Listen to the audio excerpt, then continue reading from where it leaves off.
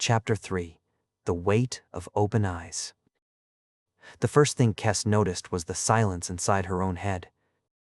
The below was never quiet. Crystalline chimes still rang beneath their feet.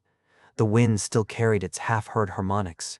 Veyra's scanner still produced its soft percussion of data. But the constant interior noise she'd carried for 5 years had gone quiet, the planning and contingency of a person who had learned not to trust good outcomes, replaced by a quiet she couldn't name yet. Something that was simply there, as solid and unremarkable as the ground beneath her. "Keep moving," Pyria said. "The first minutes are disorienting. Don't fight the sensation. Let it settle." "Easy for you to say," Veyra muttered, but she kept walking. Thane said nothing. His eyes had changed, a faint luminescence at the edges that hadn't been there before. He moved through the wasteland with a new quality of attention, his head turning slightly to follow things none of the rest of them could detect. Kess watched him and thought, 15 years. He'd been carrying this for 15 years and calling it a gift he'd earned. The guardian that had been Jace walked ahead of them, root legs finding purchase in terrain that shifted and resettled beneath each step. He had explained, unhurried now in everything he said, that the first city did not stay in one place. In the deep Taint, geography followed intention more than physics. They were walking toward it, and it was, in some sense, walking toward them. Kess's navigator's instincts had opinions about this. She kept them to herself. "The distance is wrong," she said instead. The formation of crystal spires ahead hadn't moved. It was still 200 meters out for the 3rd minute running. "We're not closing." The voice arrived warmly. "You're closing, you're measuring wrong. Distance here is less about space and more about readiness." "That's not how distance works," Kess said. Kess kept walking anyway, refusing to give the wrongness of it any more attention than a muscle twitch. "It is here," it said. Her boots said one thing about the ground, and her eyes said another, and neither one held still long enough to trust. Veyra stumbled, caught herself against a tree that chimed, low and resonant, at her touch. When she pulled her hand away, the palm glowed faintly blue, a light that faded over several seconds. She watched it with the expression of someone running calculations that keep returning, impossible answers. "I can feel the energy moving through everything," she said, not measuring it, feeling it. Like the difference between reading about warmth and standing in sunlight. "Yes," Pyria said, "exactly that." A new sense had arrived with the integration. Kess felt it at the edge of awareness. The presence of the others was not just physical anymore. She could feel Thane's tension as a dark hum, Veyra's fascination as a bright, quick pulse, Pyria's steadiness as bedrock. Faint and imprecise, like hearing music through a wall. The network could carry intention across distance. She filed that away without fully understanding it yet. The landscape rearranged. The crystal spires folded in on themselves, not moving, but shifting their relationship to where the team stood. Suddenly, they were among them. The formations rose 20 meters on all sides, surfaces catching light from no visible source and scattering it in slow, rotating patterns across the corrupted earth. "This way," Kess said, turning left. Her navigation sense read the terrain in 3 dimensions now, sharper than before, and the fastest route to the core lay through a gap in the eastern formations. She was certain of it. Pariah stopped walking. "Not left," she said. "The left path drops into a resonance pocket, 40 meters down. I can feel the harmonic distortion from here."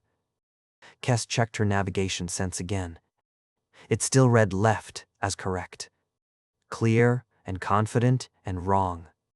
She had not second-guessed it because it had felt like her own judgment, her own experience, her own reading of the terrain.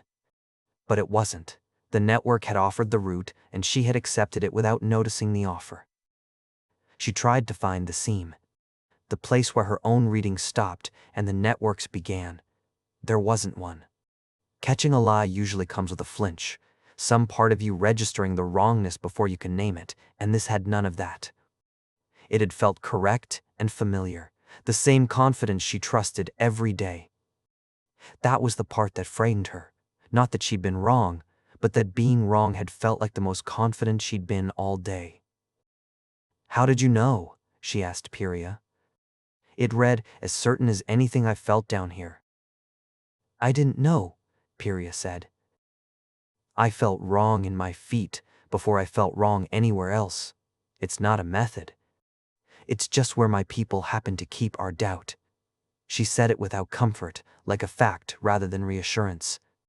"I can't teach you where to keep yours." She filed that away too. This one she filed differently. "Right then," she said, and did not explain the pause. Below the formations, in the low ground between them, the memory pools. Kess had read about them in Jace's transmission, in a section she'd had to read 3 times before she accepted she was reading it correctly. Shallow depressions in the crystalline ground, holding liquid that was not quite water. The surface moving without wind. Shapes flickering in the depths. Standing above one now, she understood why Jace had struggled to describe them. The pool showed her faces she recognized from years ago. Blackbird's crew. All 5 of them, alive and moving, laughing at something she couldn't hear. She recognized the medic, Osei, mid-gesture, telling a story with his hands the way he always had. 5 years, she'd assumed these faces existed only in casualty reports and the 2 photographs Command had let her keep. Kess watched for 3 seconds and then stepped back before her legs could decide to keep her there. "Don't reach in," Thane said quietly, from directly beside her. He was watching his own pool. His expression was carved into something between longing and discipline. The voice arrived through the network, sharpened by the pool's proximity. "The pools remember everything that happened here.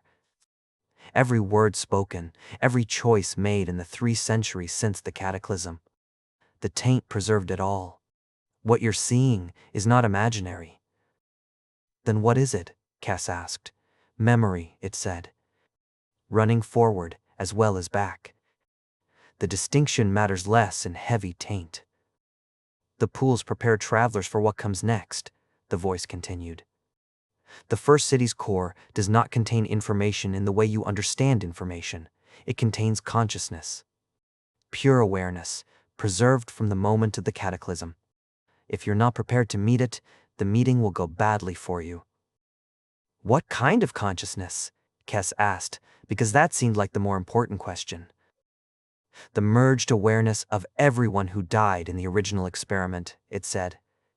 "Human and planetary intelligence fused in the moment of catastrophe.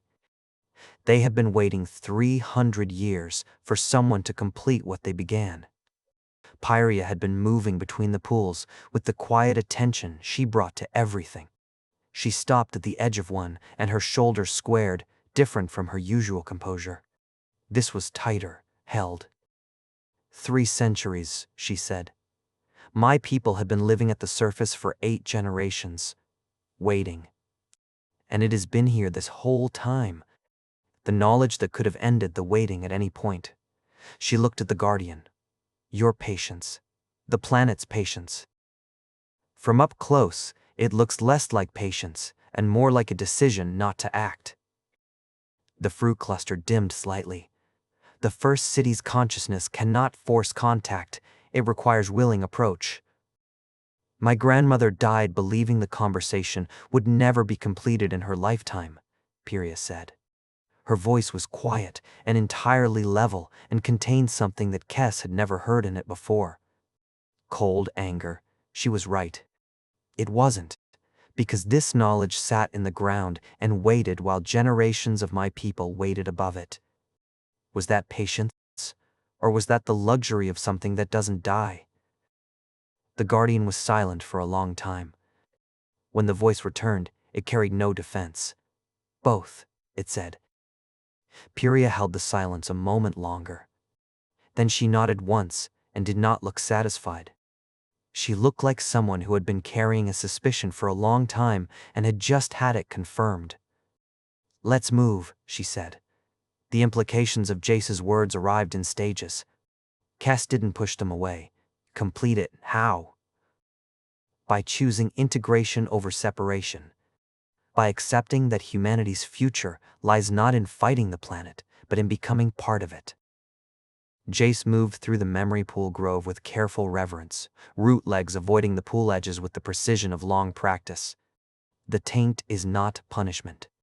It is an invitation to try the conversation again, more carefully this time. Thane had moved away from his pool without explanation. He stood with his back to the group, shoulders braced, holding himself together the only way he knew how. She gave him a moment. "If we refuse," she said, "if we take the information and go back without accepting the full integration, what happens? You return. You warn the Driftspires. You watch the sky cities fall when the dawn forges fail, because the knowledge alone is not enough. The planet will find other approaches." A pause. "It is patient. It has demonstrated this." Piria's jaw tightened, but she said nothing. "How long until the dawn forges fail?" Kess asked. 18 months, perhaps fewer." Vera stood up slowly from her pool. Whatever she had seen in it had done something to her face. Changed the set of it in a way that would probably be permanent. "The consciousness in the core," she said. "It knows how to fix the dawn forges. It knows that the dawn forges cannot be fixed. They can only be replaced with something that works with the planet rather than against it. And it knows how to begin that replacement." Kess thought of the Eastern Gap that had felt like her own certainty and hadn't been. She checked the decision, now forming in her the same way, turning it over, looking for the network's fingerprints on it. She couldn't find any. That didn't mean they weren't there. It meant she was choosing to go anyway, eyes open, unable to fully tell the difference anymore. "Then we go," Kess said. She said it before she'd finished deciding, which was the only way she'd ever made the decisions that mattered. The rest of her caught up as she spoke. "We meet the consciousness. We get what we came for. We find a way to carry it back." Thane turned around. Whatever he'd been working through while his back was to them appeared to have reached a conclusion. "If my team is in there," he said, "in the core's memories, I want to know." "You will," Piria told him. The quiet certainty was back, but something underneath it had shifted. It was like one of the Meridian's Grace's old scars. The shape held, but it was cracked now in a way it hadn't been before. The path to the first city revealed itself as they turned to face it. A spiral stairway carved from living crystal descended into depths that gave off their own cold light, aurora blue and shifting. It had not been there a moment ago. Kess chose not to make a point of this. She checked her team. Vera with her grease-streaked hands and her expression of someone who has just watched their understanding of the universe double in size. Piria composed again, but not the same, carrying something new alongside the composure. Thane, scarred and luminous-eyed, standing straighter than he had in years. The posture of a person who has just set down a heavy weight. She flexed her own hands once, testing them for the same foreign competence she saw in the others, and found it there too. "Together?" Kess asked. Thane nodded. Vera was already moving.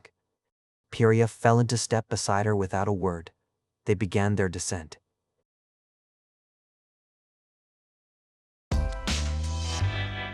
Chapter Guild, Stories for Your Mind.